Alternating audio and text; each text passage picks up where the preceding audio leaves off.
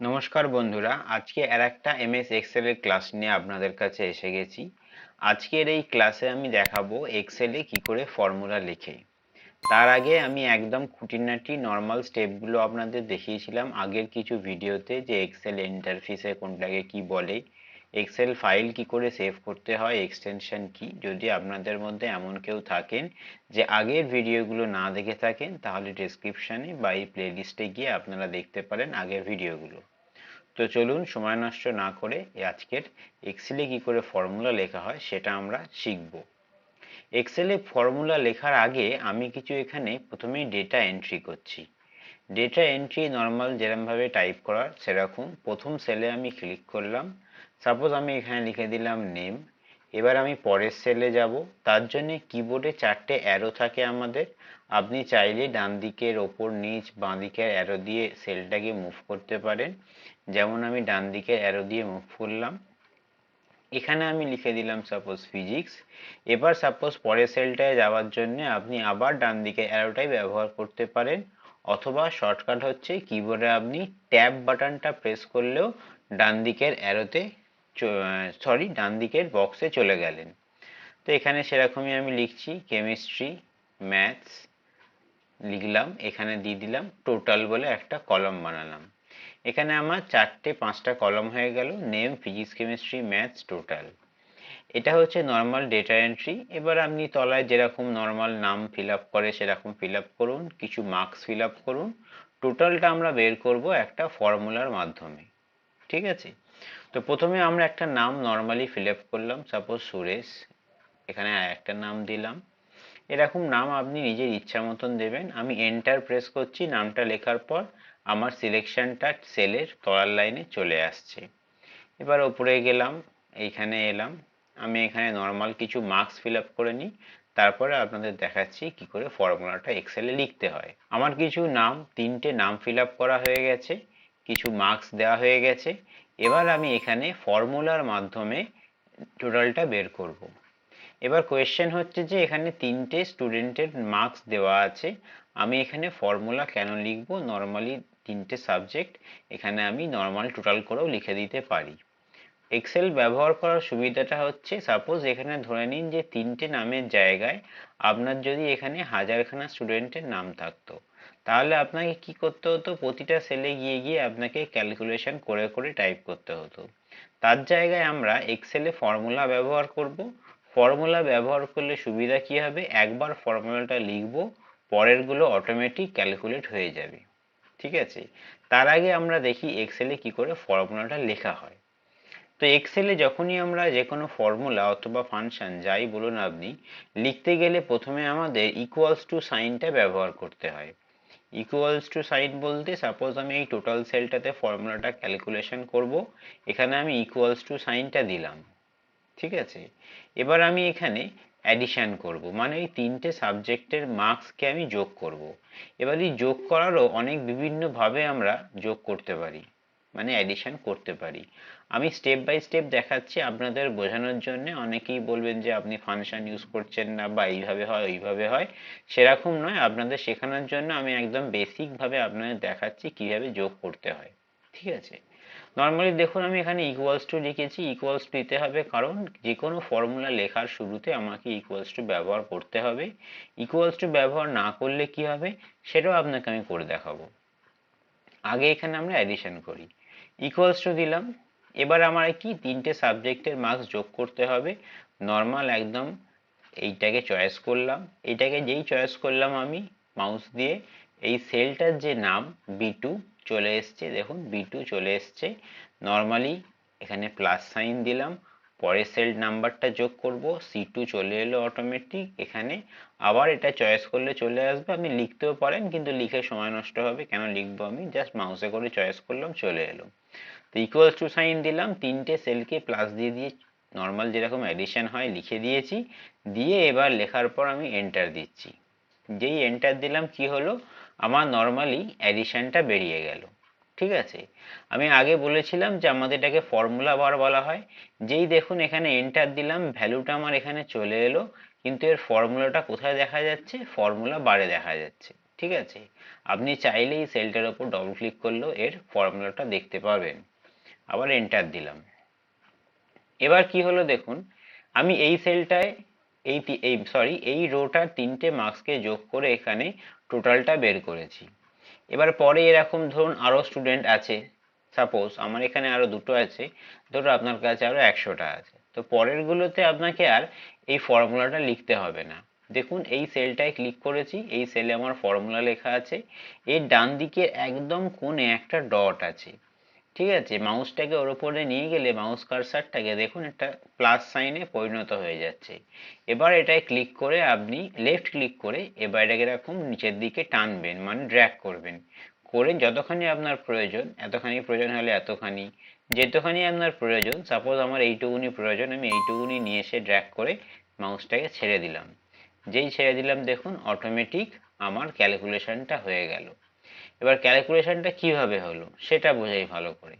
দেখুন আমি যখন এই সেলটায় ফর্মুলাটা লিখেছিলাম, দেখুন এখানে কি হয়েছে, B2C2D2, যখনই আমি ড্র্যাগ করেছি পরের রোতে যখন গেছে ফর্মুলাটা, তার ফর্মুলার যে সেলের নাম্বারটা সেটা অটোমেটিক চেঞ্জ হয়ে যায়।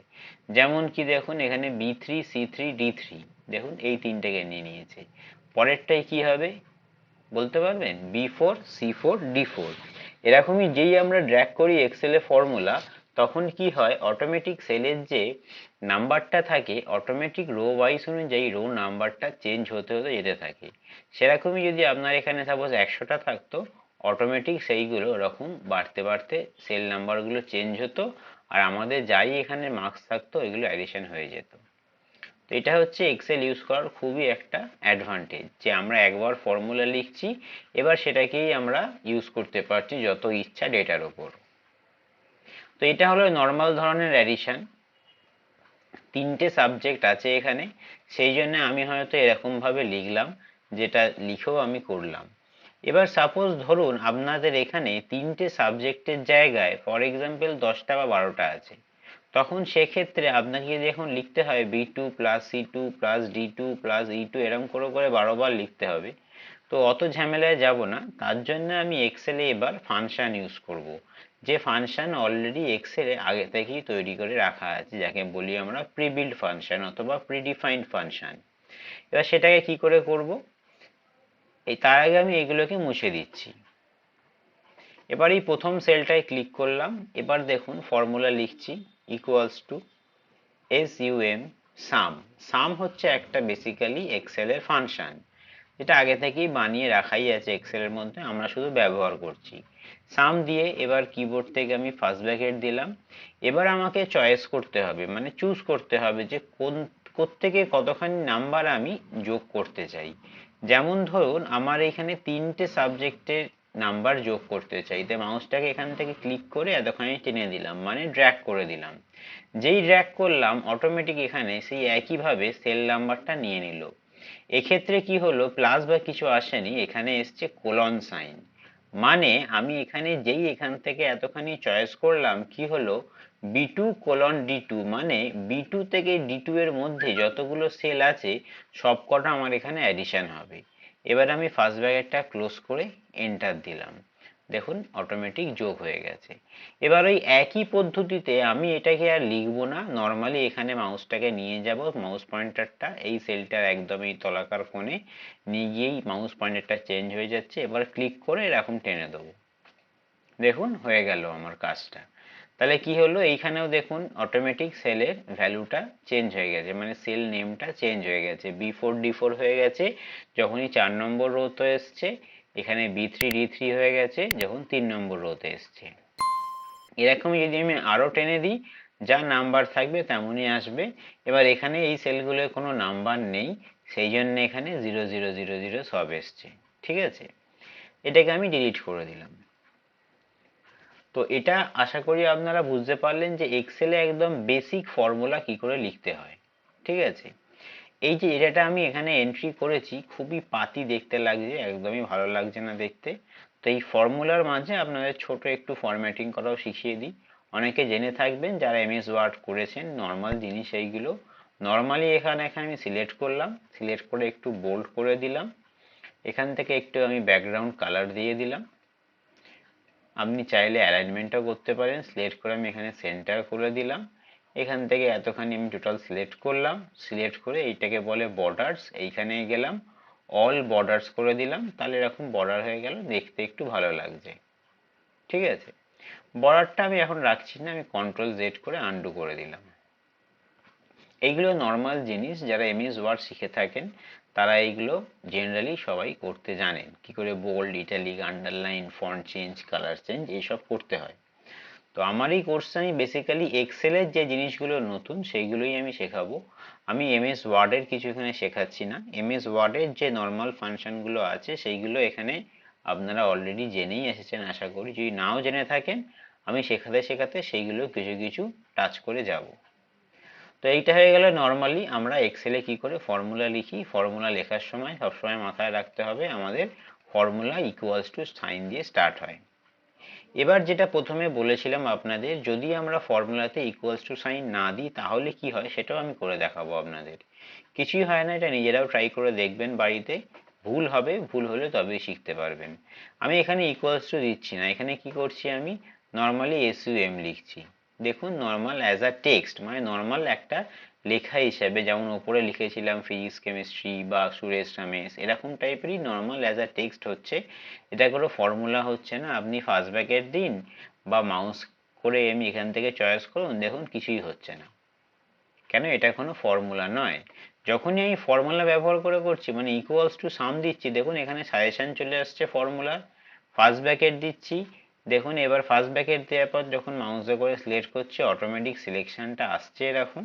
তো এইটাই হচ্ছে নিয়ম, যে এক্সেলে আমরা যখন ইকুয়ালস টু সাইন দিই তখনই আমরা ফর্মুলা লিখতে পারি, নয়তো এটা পসিবল নয়। আগের ফর্মুলা যদি তুমি করতে চান, যেমন ধরুন ইকুয়ালস টু দিলাম, সরি ইকুয়ালস টু ছাড়া যদি আমি করতে চাই, যে suppose B two plus C two, sorry B two plus, যেমন এটা সেটার নাম হচ্ছে B three plus C three plus D three, যদি আপনি এরকম করতে চান তাহলে আপনি দেখুন লেখেন B three plus C three plus D three, কোনো কাজের নয়, এটা নর্মাল অ্যাজ আ টেক্সট হিসাবেই থাকছে, এটা কিন্তু কোনো অ্যাডিশন হচ্ছে না। আপনি এটারই যদি সামনে এটাকে আমি ডবল ক্লিক করে এডিট করছি, বা আপনি ফর্মুলা বারে ক্লিক করে একদম শুরুতে কার্সারটাকে নিয়ে গিয়ে আমি ইকুয়ালস টু সাইন অ্যাড করে দিই, তাহলেই দেখুন এটা একটা ফর্মুলাতে পরিণত হয়ে গেছে। তখন এই যে আমি নাম্বারগুলো দিয়েছি, মানে সেলের নামগুলো বলেছি, সেইগুলো চিনতে পেরে গেছে। দিয়ে আমি এন্টার যেই দেবো দেখুন অ্যাডিশন হয়ে গেল। বোঝা গেল? তো এটা হচ্ছে বেসিক একদম দেখালাম যে এক্সেলে কি করে একটা নর্মাল ডেটা এন্ট্রি করে ফর্মুলা লিখতে হয়। এটা একদম বেসিক রুলস একদম। আমি নর্মালি বের করলাম টোটাল, এখানে আপনি চাইলে অ্যাভারেজও বের করতে পারেন। আমি সাপোজ এখানে পার্সেন্টেজ বলে একটা হেডিং দিলাম, এন্টার দিলাম, হয়ে গেল। এবার দেখুন এই কলামের উইডথটা কি হয়েছে, টেক্সটের থেকে সরু আছে। কি করব, এই যে এফ কলমটা আছে, এই কলমটার একদম ডান দিকে যে অ্যারোটা আছে, অ্যারোটার ওপর আপনি মাউসটাকে ক্লিক নিয়ে গেলে এই সাইনটা চেঞ্জ হয়ে যায় মাউস পয়েন্টারটার। যেমন দেখুন এমনি নর্মাল মাউস পয়েন্টারটা এরকম আছে, আপনি যেই এই লাইনটার ওপর নিয়ে যাচ্ছেন ওপরে, এইখানে নিয়ে গেলে হবে না, ওপরে যেই নিয়ে যাচ্ছেন দেখুন মাউস পয়েন্টারটা চেঞ্জ হয়ে গেল। এবার আপনি লেফট ক্লিক করে এটাকে এরকম ধরে টানতে পারেন, নিজের ইচ্ছা মতন চওড়া করতে পারেন। অথবা যদি আপনি এরকম চান যে কলমের যে উইডথ সেই অনুযায়ী অটোমেটিক সেটা অ্যাডজাস্ট হয়ে যাবে, তাহলে সেরকমই মাউস পয়েন্টারটাকে ওপরে নিয়ে যাবেন, দিয়ে ডবল লেফট ক্লিক করবেন, অটোমেটিক ওটা রিসাইজ হয়ে যাবে। ঠিক আছে, এবার আরেকটা ফর্মুলা লিখছি। ফর্মুলা লিখতে গেলে স্টার্টিং এ কি দেয়, ইকুয়ালস টু, এখানে অ্যাভারেজ বের করছি, AVERAGE, sorry average, first bracket open দিলাম। এবার আমি কোন কোন নাম্বারগুলোকে মধ্যে অ্যাভারেজ বের করব, এই তিনটে সাবজেক্টের মধ্যে অ্যাভারেজ বের করব। এখান থেকে এতখানি, ভুলেও যেন আপনারা কেউ এখান থেকে এতখানি চয়েস করবেন না, কেন আমাদের B2 থেকে E2 পর্যন্ত অ্যাভারেজ বের করার কোনো প্রয়োজন নেই, কারণ এটা সবচেয়ে টোটাল হচ্ছে। ঠিক আছে, তো আমি কি করব, D2 পর্যন্ত চয়েস করলাম, অটোমেটিক এখানে আমাদের রেঞ্জটা নিয়ে নিয়েছে, মানে B2:D2, মানে হচ্ছে যে B2 থেকে D2। ফার্স্ট ব্র্যাকেট আমি এখানে ক্লোজ করলাম, কিবোর্ডে এন্টার প্রেস করলাম, নর্মালি কি হলো পার্সেন্টেজ চলে এলো। এবার এখান থেকে আমি কি করব, এই মাউস পয়েন্টারটাকে এই কোণে নিয়ে গেলাম, লেফট ক্লিক করলাম, ধরে টেনে দিলাম, তো অটোমেটিক পার্সেন্টেজ আমাদের বেরিয়ে গেল। ঠিক আছে? এবার এই সেকশনটা, নাম্বারিং এর সেকশনটা আমি আগে মানে ইন ফিউচার হয়তো বোঝাবো, কিন্তু এই যে এরকম দেখতে লাগছে যে এখানে 87 এর পরে কোনো পয়েন্ট ডেসিমাল প্লেস নেই, এটায় অনেকগুলো আছে, এটায় নেই, এটাকে সবকটাকে সেম অ্যাডজাস্ট করার জন্য আমি করছি, এখান থেকে এতখানি সিলেক্ট করলাম, এখানে এখানে চলে আসুন, মাউস পয়েন্টারটাকে দেখুন, দেখাচ্ছে ইনক্রিজ ডেসিমাল, ডিক্রিজ ডেসিমাল। ঠিক আছে, আমি এখানে ডিক্রিজ করছি। ডিক্রিজ করলে দেখুন এবার আমি করে দিলাম পয়েন্টের পরে 2 ডেসিমাল। আপনি যদি এটাকে রাখতে নাই চান তাহলে আপনি এরকম করে দিন, থাকবে না, আরো কমিয়ে দিলাম ডিক্রিজ করে। আপনি চাইলে এরকম বাড়ান, লেফট এটা ডিক্রিজ ইনক্রিজ করে, তাহলে কি হবে, ডেসিমালটা বাড়বে। ঠিক আছে, তো আশা করি আপনারা সবাই বুঝতে পারলেন যে আমরা এক্সেলে ফর্মুলা কিভাবে লিখি। নর্মাল একদম বেসিক ক্লাস এটা আপনাদের বুঝিয়েছি, জাস্ট আপনাদের একটা ইন্ট্রোডাকশন দিয়েছি যে এক্সেলে কি করে আমরা ডেটা নর্মালি এন্ট্রি করে থাকি, আর তার মধ্যে আমরা কি করে একটা ফর্মুলা এক্সেলে লিখে থাকি। এটা একটা বেসিক ক্লাস ছিল। ইন ফিউচার আমরা আরো ফর্মুলা বা আরো অনেক কিছুই দেখব, কি করে এক্সেলে ফর্মুলা লেখে, বা এখানে উপরে অনেক কিছু অপশনস আছে সেইগুলোও শিখবো। তো আশা করছি আজকের ক্লাসটা আপনাদের সবার ভালো লেগেছে। যদি ভালো লেগে থাকে অবশ্যই সাবস্ক্রাইব করবেন, আর ভিডিওটাতে কমেন্ট আর লাইক করবেন, তাহলে আমি আরো উৎসাহ পাবো আরো আপনাদের জন্য ভালো ভালো ক্লাস তৈরি করার জন্য। আজকের মতন এইটুকুনি রইল।